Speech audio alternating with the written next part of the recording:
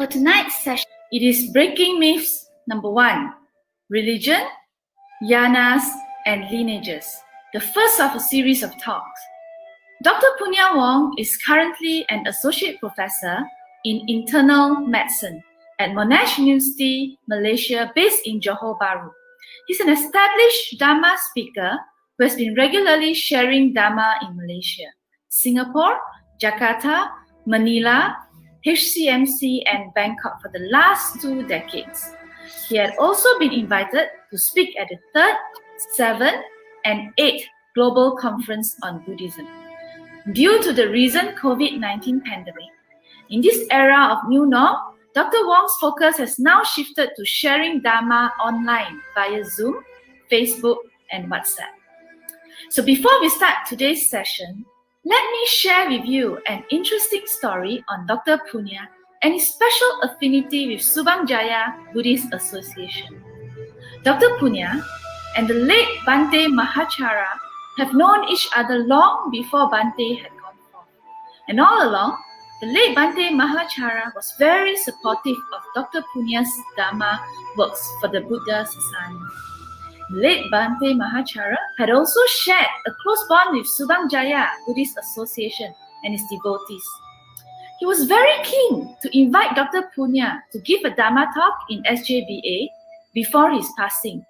However, it did not happen until today, and that is why tonight's online Dharma sharing session by Dr. Punya is a very meaningful one as it fulfills the wish of the late Bhante Mahacara. Let us specially dedicate tonight's Dharma sharing session in memory of the late Bhante Mahacara.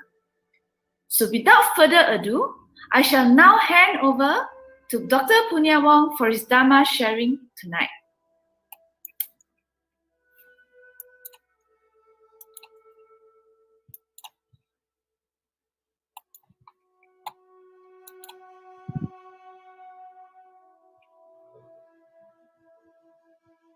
Namo Buddhaya, brothers and sisters in the Dhamma. Thank you so much for inviting me. May we all have some peace and calmness as we listen and learn the Buddha Dhamma. And may we also use this session to remember our late teacher, the late Venerable Mahacara. Now, today is the first of a series whereby we will share with us, all of us here, with regards to some of the things which we hold dear because of culture and tradition, but which may not necessarily be true. Now, anyone who is a student of the Buddha Dhamma would have read that the Buddha challenged the cherished beliefs and practices of the established religions of his time 2,600 years ago.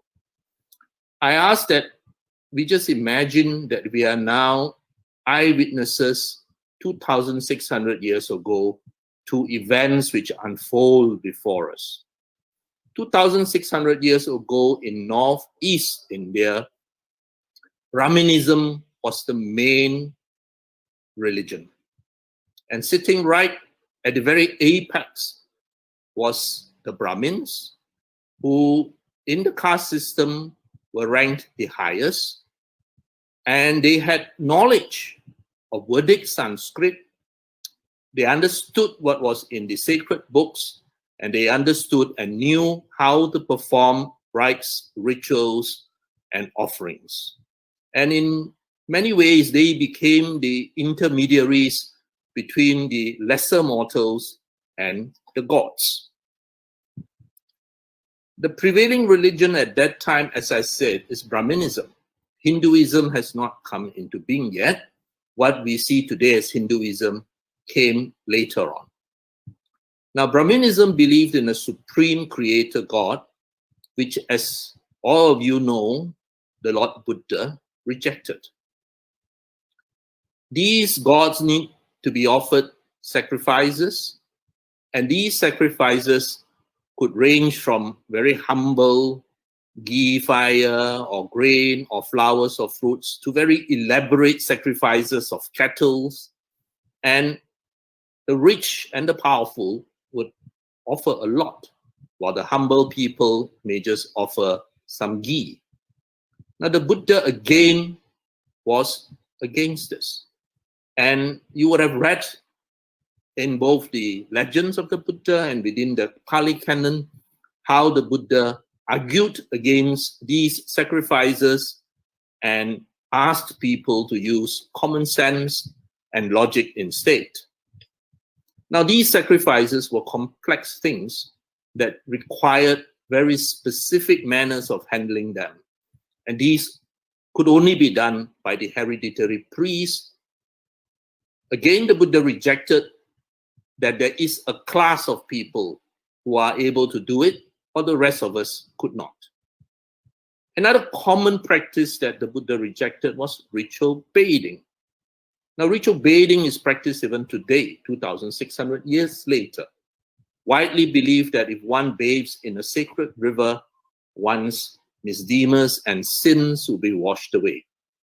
Within the Pali Canon, the Buddha was recorded to have argued against this, and even used the metaphor that if this is true, then all the fishes in the rivers would surely be in heaven, because all their misdeeds and sins would have been washed away. As an eyewitness 2,600 years ago, you would have realized that the Buddha went against the order of the day. He would have been seen as a rebel. Now, religion, organized in many ways, encages us, while spirituality frees us. When the Lord Buddha sent the first 60 arahants out to share the Dhamma, he told them that you are now freed of all divine and human bondages. Very often we glance across this line without realizing how important it is. I repeat, the Buddha said, you all are now freed of all divine and human bondages. You are freed. You're no longer bound by many things which religion dictates. You're no longer bound by the many things which human culture dictates. Women can be equally awakened. There are no secret rites. You do not have to be encaged by religious beliefs that, oh, if you are having menses, you can't enter a sacred building, etc., etc. Much of our lives, whether consciously or unconsciously, we are encaged by religious or human dictates. The aim of the Buddha Dhamma is liberation, sama vimutti. It does not encage you into more rites or rituals. It frees you. And that is something very important. So the Buddha, in huge contrast in his teachings, utilized rational logic. He demanded everyone use his own empirical experience to see the truths of life that he is teaching. There were originally no rituals. There's certainly no secret or magical formulas. And the only rituals available is in the Vinaya for the Sangha, for example, in Katina and in ordination. And the other major difference is the Buddha insisted that the Dhamma be taught in the common language of the locality. No more a secret language or a language only understood by the elite of society. Pali is a dialect, believed to be a dialect west of Maganda. There is not even a written script. Magandi is another dialect, and Pali and Magandi is believed to be related and close to each other. But what we have today as the Pali Canon is actually written, or rather communicated down in a dialect and written down in the language of the locality. So for example, in Thailand, it will be in Thai, in Sri Lanka, Sinhalese, for us in Roman letters.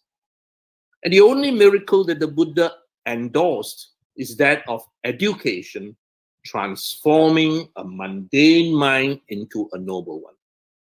He specifically in the Vinaya did not allow any so-called miracles to be performed. Now, prayers is another thing that the Buddha went right against the flow. Another Pindika is someone familiar to all of you, the banker who was a huge supporter of the Buddha Sasana. Another Pindika went to the Blessed One, sat to his side, and the Blessed One told him, these 5 things everybody wants: long life, beauty, happiness, status, rebirth. Everybody, if you look around, is praying very hard for long life, beauty, happiness, status, and rebirth. And the Buddha said, now I tell you, these 5 things are not to be obtained by reason of prayers or wishes. If they were to be obtained by reason of prayers or wishes, who here would lack them? Just look around. If prayers, sacrifices, offerings can obtain this, no one will die young.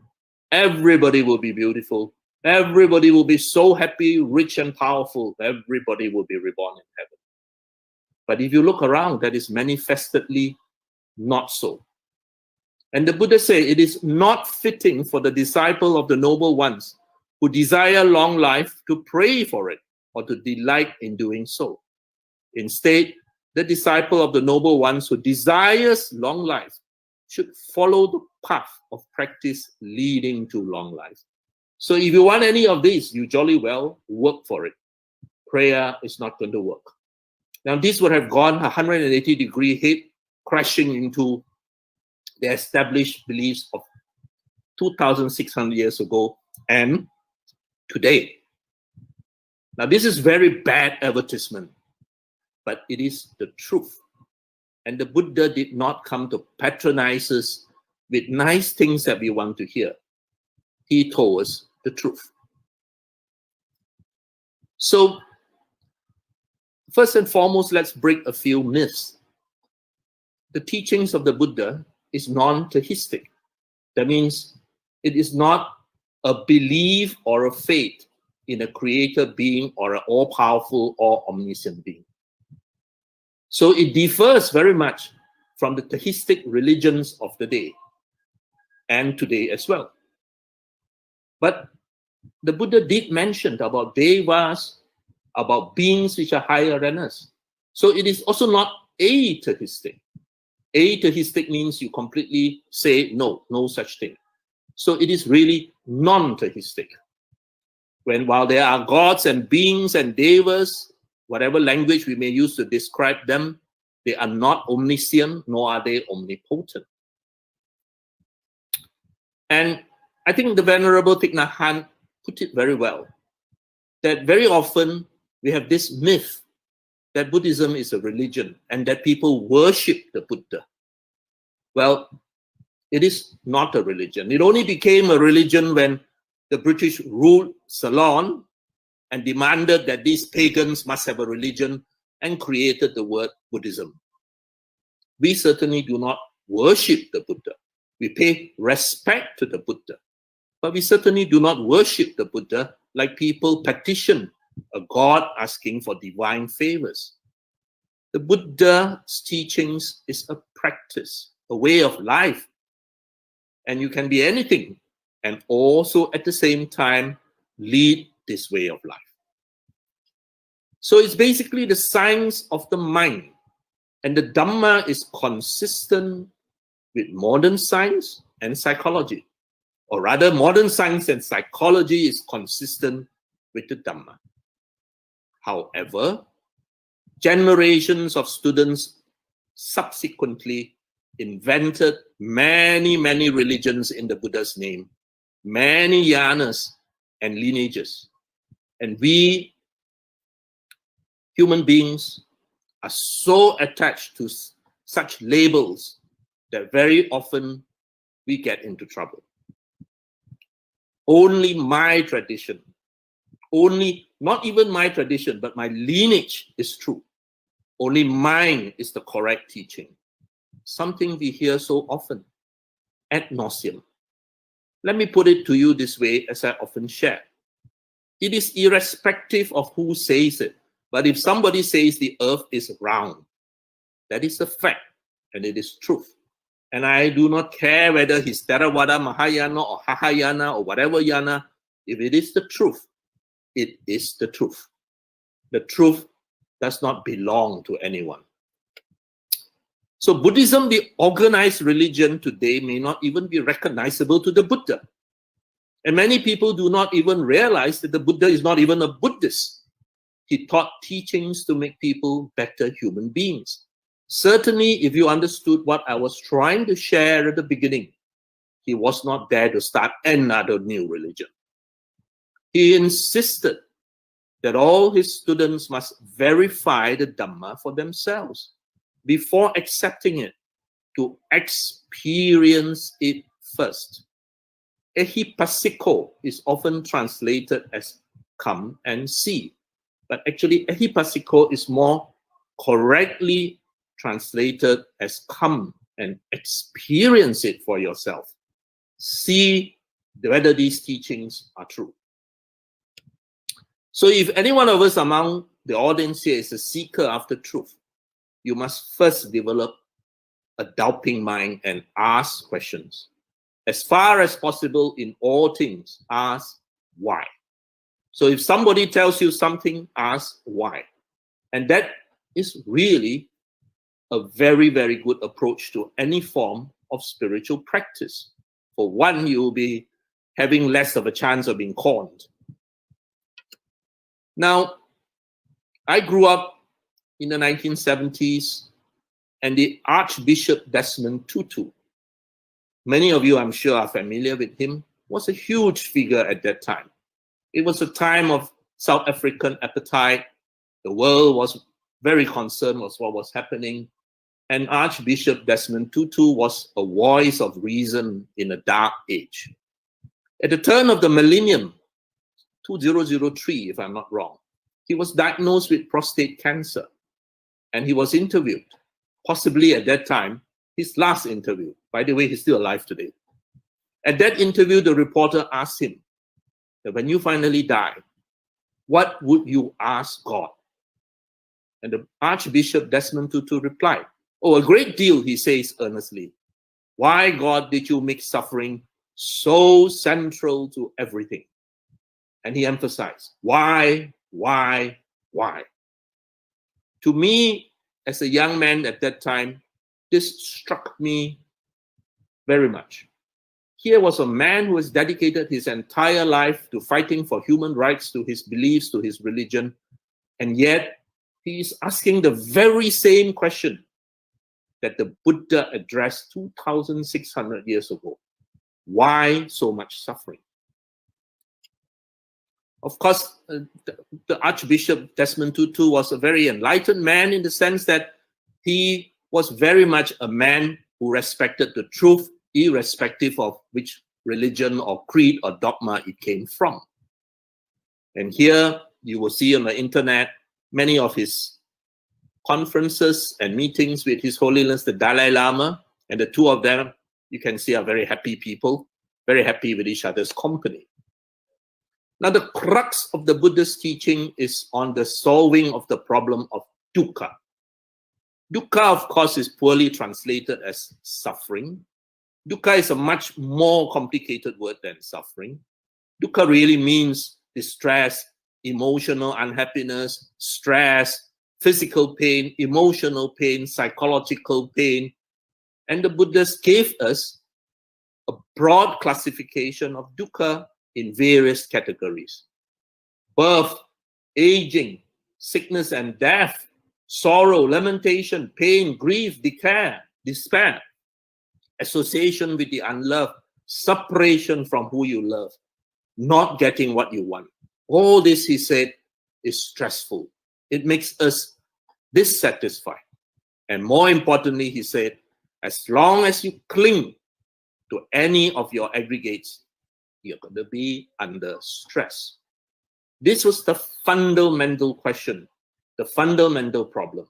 How can we be alleviated from our stress. This is what his teachings aim to relieve us of.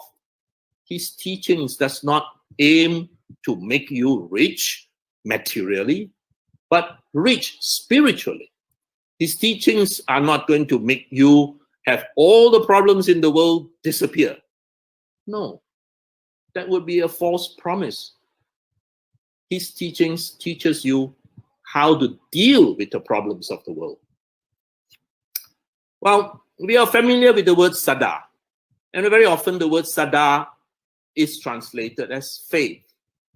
Well, that is actually not very accurate, because faith is believing in the unknown, the unproven, the unseen. If I were to tell Sister Lim Ming that you've got 2 arms and 2 feet, and Sister Lim Ming believes in me, that is faith. But the Buddha is not happy with that. He wants Sister Lim Ming to actually verify that she has got 2 arms and 2 legs. And when Sister Lim Ming had actually verified, yes, I've got 2 arms, I've got 2 legs, Sister Lim Ming now knows. She does not need to have faith. She now knows.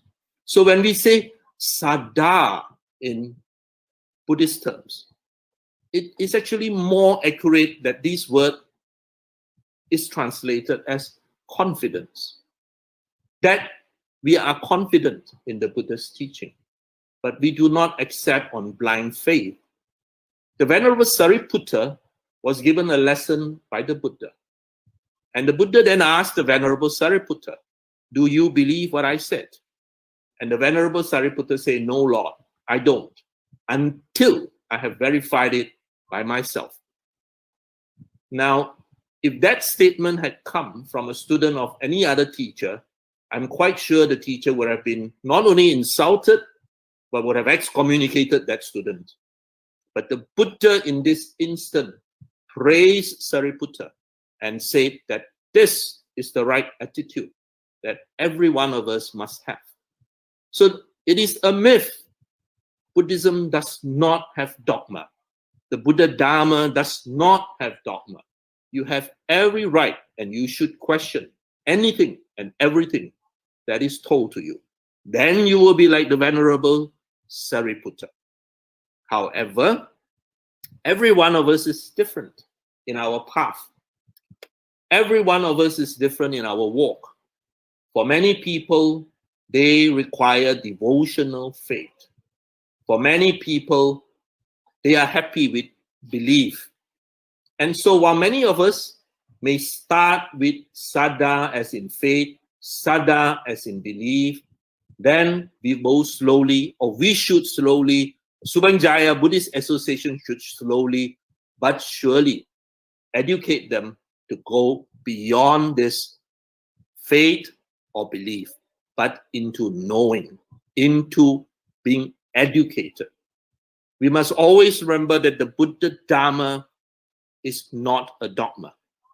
It is an education that seeks to transform us, when we practice it, into better people.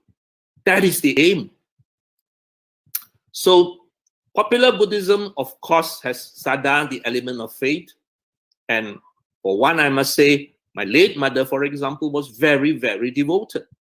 Every evening, every night, she will chant, she will make offerings. I look back and I can see she was a very devotional Buddhist. But it would have been much better if she had gone on to study the Buddha Dharma and gone on beyond the first of the faculties. So the reality is that the Buddha's teachings is not a belief system. And certainly, any fiercely devotional clinging to any belief is not going to be acceptable. The human tendency, of course, is to hold on to concepts that what I believe, what I know is the right one, because that forms our ego. And that is why when somebody challenges us as to what you believe or what you know, most people turn not only defensive, but possibly even very rude and critical. because their ego is being challenged. On the other hand, what did the Buddha teach us? He taught us that we have to let go of our attachment, of our upadanas. And these 4 classifications are the attachment to sense objects, the attachment to wrong views, the attachments to rite and rituals, and the attachment to a concept of self. Slowly, one by one, we have to let these attachments be lessened. Now, beliefs, as I said, becomes so important to so many people that it is my belief. I am a dash Buddhist. And we forget that in that very statement, I am is already built-in conceit. Isn't that one of the higher factors that we are being trained to let go of? But yet, most of us will very much keep saying, my way, my tradition, I am, my belief, my this, my that. Many years ago, when I first started sharing the Dhamma, I was sharing in one small town in Malaysia, and there was a resident venerable there who was a good friend too. And he actually sat in the audience and listened as I shared for that hour. And he took a paper, and every time I used the word I, he made a mark on that paper. At the end of the sharing, as we chit-chat, he showed me that paper and he said, Brother Puna, do you know how many times you use the word I in your sharing?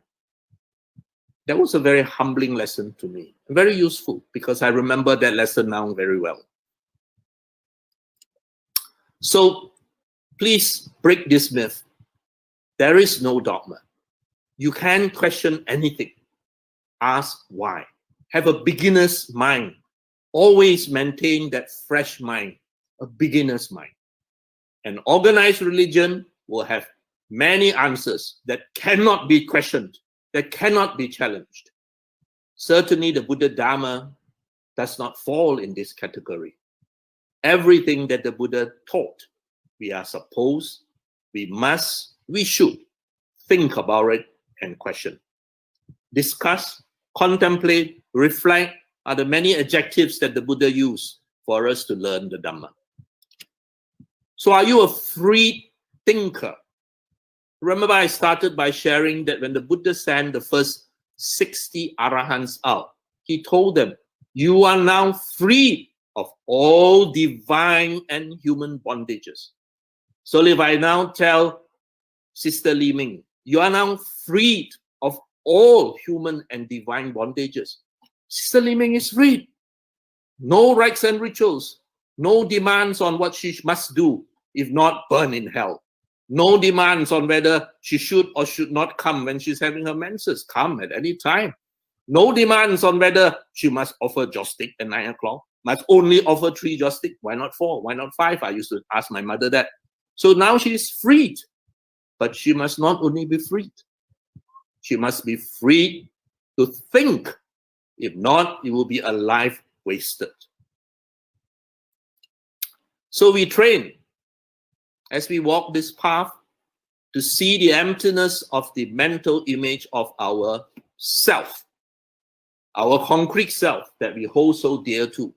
The Buddha said, you will look, you will see, you will meditate, you will study, and you will realize that there is no concrete self. We are just an activity that is ceaselessly moving and changing. We are not an entity that is in any way concrete or independent or self-sufficient. He also demanded, see the emptiness of all the phenomena we are experiencing. And here, of course, we are referring to the 18 Dhatu, the 3 sense realms, sense-based, sense object, sense consciousness, everything that you experience, they are empty. And finally, even all the concepts that we hold on to, they are all similarly empty. They do not have a concrete core. They are not eternally unchanging. And this is a line taken from the Majjhima Nikaya 22, a line which we're actually quite familiar with, but fail to appreciate often. And here the Buddha say, when you understand that the Dhamma is like a raft, and that you should let go even of positive things, then how much more should you let go of negative things? What do we mean? What do we understand when the Buddha said that the Dhamma is like a raft? We all are students of the Buddha Dhamma. We all try our best to learn the Dhamma every day. My boss, my wife now has the absolute luxury of listening every day to a different online Dhamma teaching, something that was non-existent half a year ago. So even COVID-19 has its good points. Now she's spoiled for choice. So the Dhamma is an instrument for us to use to be better people. It is not an academic subject to be debated on, or a philosophy that is very nice sounding but impractical. The Dhamma, the Buddha said, is a raft. What do you use a raft for? To cross a body of water. A raft sitting there to be admired, to be worshipped, to be praised. How beautiful is my raft? How right is my raft? How good is my raft? But never on the water and never utilized is a useless raft. So I do not care what religion, what lineage, what yana you claim to be. Are you living your life using the Dhamma as a raft to be a better person? Are you exhibiting more metta karuna, more wisdom, more compassion? Are you more conceited or are you more humble? If we want to know how far we had traveled on that raft, then all we need to do is to look within. If someone insults me on my belief, how do I react? And you will know. Said jokingly, of course, we had asked Ajahn Brahm on not a few occasions, how do I know, we said, whether this monk is an Arahant? And he would laugh and he said, you could disturb him, lah, make him angry, see how he reacts. If he reacts in anger, he's certainly not an Arahant. Of course, I'm sure that is said half in jest. But there is also a lot of truth in there. If all of us here had utilized the Dhamma as a raft, as we should be, then you can see the transformation of your life, my life, our lives, into one of metta karuna, into one of serenity and calmness, into one of humility. Here I tell you a Zen story, a very good Zen lesson, of this Zen master who stayed alone in a kuti, and of a neighboring girl in a shop who got pregnant. The parents got very upset and asked the girl, who is the father? And the girl was very, very scared. And in desperation, she said, the monk. The parents were very upset, went to the monk and scolded him. And he said, is that so? And remained humble, serene, quiet. The baby was born. They brought the baby to the monk. And they said, here's the baby, you take care of it. And he said, is that so? Later on, the girl, full of guilt, revealed that he was actually the boy in town. And the parents, full of remorse, went to see the monk, apologized, asked back for the baby. And he said, is that so?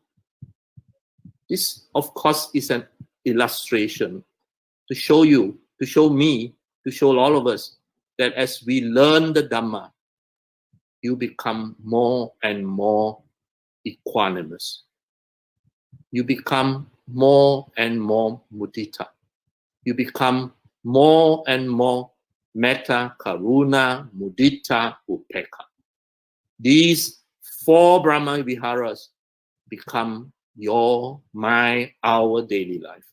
So, have we traveled on this raft? Well, just look at ourselves.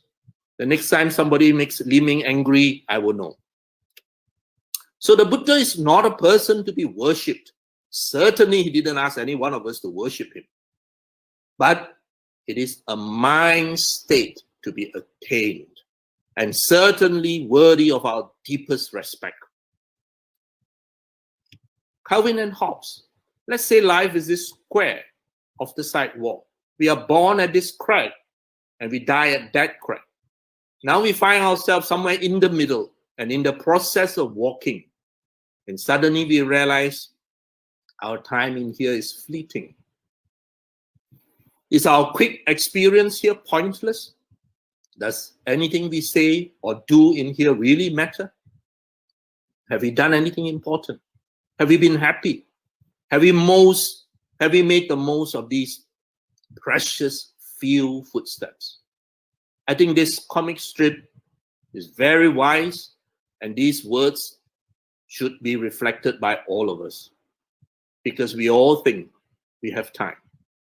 The reality is we do not know. So the Dhamma of the Buddha is built on telling the truth, not telling you what you want to hear. Certainly you will not read, if you believe in me, all your problems will go away. No, that's not Buddha Dhamma. If you believe in me, you will be forgiven for everything. No, that's not the Buddha Dhamma. Because the Dhamma is built on telling us the truth. Whether it sounds good, whether it's good advertisement or bad advertisement is immaterial. It is the truth. It may even be not the things you and I want to hear. You know that a good salesman will tell you what you want to hear. The Buddha was certainly not a salesman. He was a teacher, intent on teaching us realities and the truth. Now, many people will say, 八万四千法门, and when they hear 八万四千法门, they say, oh, that's a Mahayana teaching. No, that's not true, brothers and sisters. 八万四千法门 is found in the Theragatha 1024, taught by the Venerable Ananda. He said that all the teachings in total, 82,000 by the Buddha, 2,000 by his disciples, a total of 84,000 Dhamma teachings is recorded. And we might think, wow, 84,000 Dhamma teachings, so much, 20,000 discourses in the Pali Canon, how to study them. But brothers and sisters, do not despair. For within this whole mass, there is a core. Within this whole mass of 84,000 Dhamma teachings is the central core. 8 for the Eightfold Path, 4 for the Four Noble Truths, and the 3 zeros for the 3 characteristics of impermanence, unsatisfactoriness, and not self.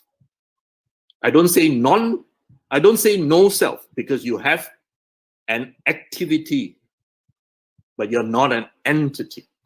So no self is not right, but not self or non-self is closer to what is the reality. So please remember these 84,000 Dhamma teachings. The central core of it is the Eightfold Path, Four Noble Truths, and the 3 universal characteristics. These is what you and I need to know well, for this will transform our lives. So the realities of life as we stare around us, stare in our faces, whether you choose to believe in it or to live in denial, well, the truth is the truth. Whether you believe in impermanence or you do not believe in impermanence makes no difference. It will be impermanent. It is universal. It is unchanged by locality or culture or nation. So when we say something is the truth, this is the truth independent of time, of locality, of culture. Let me illustrate. When a child is born, he will die one day. That is the truth. No matter where you are, when you are, no matter whether you believe it or you don't believe it. And the truth is impersonal. It doesn't favor anyone, neither is it bent by prayers or offerings. It is simply the truth. Now, the Buddha would not have become the Buddha if not for him seeing the truths of life. And this is the Dhamma. We must realize, brothers and sisters, that we take refuge in these same truths. The Buddha became the Buddha because of the Dhamma. The Sangha is the living embodiment of the life as advocated in the Dhamma. So our ultimate reality is the Dhamma. We take refuge ultimately in the truths of life, the Dhamma. And the Buddha insisted that we use our senses, our mind to perceive this truth. Then you do not need to have faith. You do not need to have a leap of faith. You know. You know for yourself. No God that a human being worship or praise will make that human being a God. But you do not even need to worship or praise the Buddha to be enlightened. You only need to open your eyes and see. The Buddha certainly does not need us to pray to him or to worship him or to seek his forgiveness.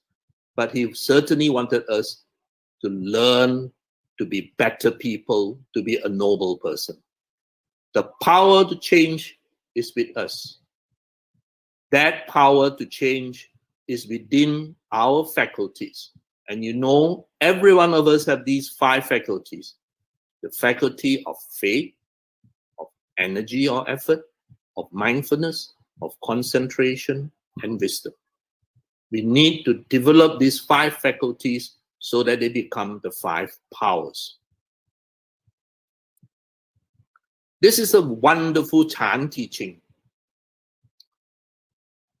Zhao Zhou became Yusho in Japanese. Now, you have to remember that when Chan was at its height in China, somebody learning it would have spent years of his life learning the suttas and then started learning meditation. After maybe 10 years of meditation, the student will go around testing his knowledge, his attainment with other teachers.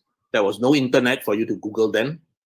And so a typical monk would cross vast distances, across valleys and hills to reach another center to see what he has learned is correct or verified or be tested. So there was such a monk who traveled across long distances to see Zhao Zhou, a famous master. And finally he entered this monastery, humble monastery of the Venerable Zhao Zhou, and he asked the Venerable, I have entered your monastery. Please teach me. The Venerable Zhao Zhou asked him, 你吃饱吗? Have you eaten? And the monk replied, 师父, 我吃饱了. And Zhao Zhou replied, 你去洗碗. Go and wash the bowls. And at that moment, the monk was enlightened. So this conversation may sound insensible, moronic to many, but it's actually a very profound teaching, which I love tremendously. What is happening here? This visiting monk who has already studied for years under many people is seeking, please teach me. He's looking for another guru, another master, another shortcut. Now, let's look at all of us. Have we all not read more than enough? We have read, some of us have read volumes. During the Buddha's time, you will read in the Pali Canon, the monk will meet the Buddha maybe once in a long, long time, and then he will say, oh Lord, please teach me the Dhamma in brief, so that I may enter into solitude, to reflect, to contemplate, to think, to meditate, etc., etc., on the Dhamma. He may see the Buddha 3 times, 4 times, 5 times. That's all. But we, in our great luxury today, at the click of a button, have access to 100 teachers. The entire Pali Canon is online. We have listened to innumerable talks, including this one. Done deal. And so the master asked him, the great Venerable Zhao Zhou asked him, have you eaten? 你吃饱吗? And he said, 是,吃饱了. Have we all not similarly 吃饱? Have we all not read, ate, listened to so many teachers? Some people even collect taking refuge cards, like credit cards, you know. But the teacher tried so hard to help, such compassion. When he said, yes, I had eaten, Zhao Zhou said, 70碗, 洗碗. 洗碗 is the most mundane thing on earth. Enough theory. Use it now. That Dhamma is to be practiced in daily life, in all the mundane things of life. As mundane as washing a bowl. Wash the bowl. Apply that Dhamma. Use the rough. Enough learning of theory. Enough Googling. 七洗碗. Use it in your daily life. Zhao Zhou is such a compassionate teacher. So let us all develop this insight, the knowledge and vision of things as they really are, impermanent, anicca, dissatisfying, dukkha, and non-self, anatta. As you grasp onto the impossible to grasp objects because they are impermanent, unreliable, you will become both disenchanted and dispassionate. You will see as you walk the path that many things which another person might seek, one, lust for, you no longer find that attractive. And remember, vimutti, liberation. The Buddha Dhamma frees you. And now you reach the Four Noble Truths. You know the second noble truth, that the cause of your dukkha is your emotional needs, your tanha. As you lessen them, you have less causes of dukkha. You are now on the way to vimutti, liberation, full liberation. So what is the meaning of life, brothers and sisters, in the Dhamma? As Calvin said, before long, life will end in death. We are all from that line to this line. We are now in the middle. Some of us are closer to that side. Every one of you here who have withdrawn your EPF, you're closer to that side. The younger ones are closer to this side. But certainly we are all within that two lines. So whatever that is worthwhile and good, all that is wholesome, all that is worthy for you to pursue, it should be done without delay. And this is the meaning of life. To do all good, to avoid all evil, and to train our minds. Thank you, brothers and sisters in the Dhamma.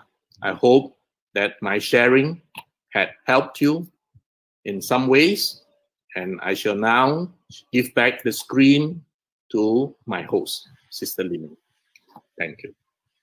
Sadhu, sadhu, sadhu. Thank you, Dr. Punya, for his very intriguing Dhamma sharing session tonight, breaking these myths on Buddhism. Right, so let's move on to the question and answer session now, where we will take in questions from all our viewers to be answered by Dr. Punya. So we appreciate that if you could post your questions here on the comment box, and we will pick up the questions and pass it on to Dr. Punya. Don't be shy. Our speaker has even reminded us to remember to question everything. Yeah, so it's time to put into practice now, yeah, by asking questions.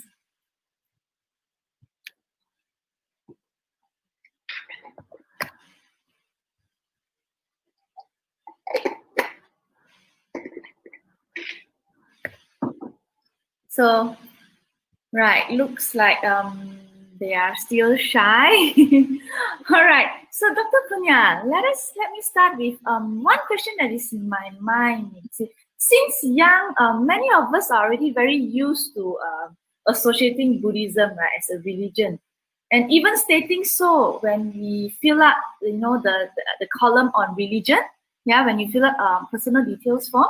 So now with a clearer understanding from the next sharing session from Dr. Punya, what else can we do to clarify this sort of misconceptions of those yet to be Buddhists? Thank you, Sister Liming. Well, we live in a mundane world where we have to fill a lot of forms, and nowadays digitally. So we really have no choice but to put it as a religion, that while you and I know that it is not so much a religion in the real sense of the word, but by convention, we have to tick that box, religion, and you put that Buddhist. But that's okay, that's no big deal, that's only a minor thing. But the point is that, you see, most people treat religion as an insurance policy.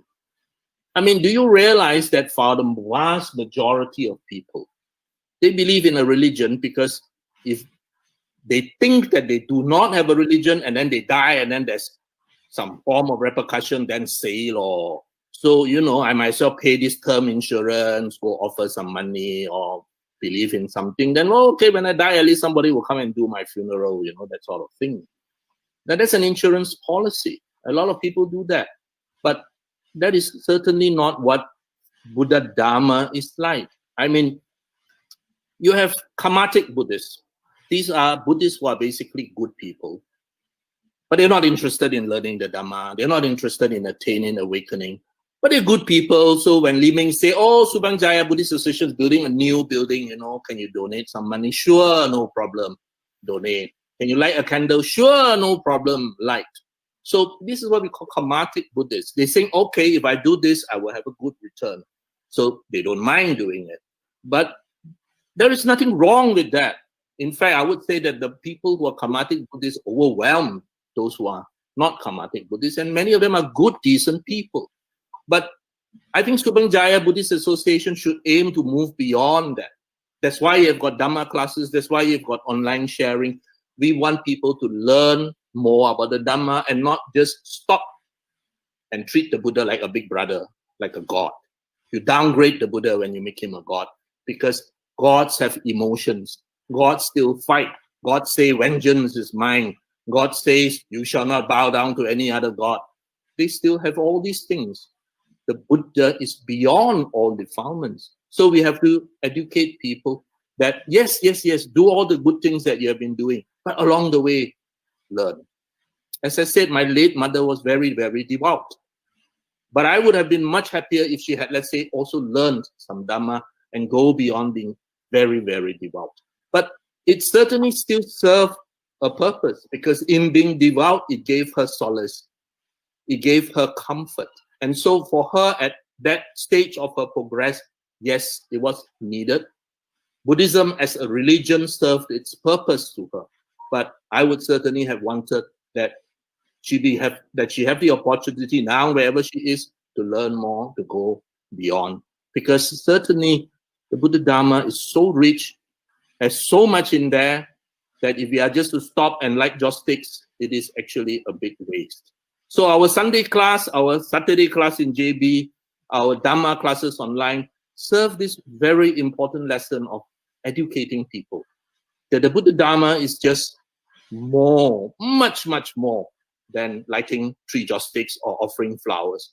There is so much in there that teaches us how to deal with the pains and the discomforts of life, especially the psychological pain that we are all subject to. All right, Sister Li Ming?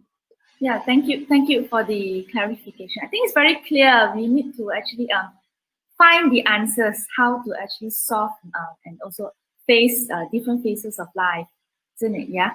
All right. So now we have a question from Brother Vijay Kumar. He asked that how do we actually practice metta on people that we do not very much favor? Yeah. Okay, that's a very good question, Brother Vijay.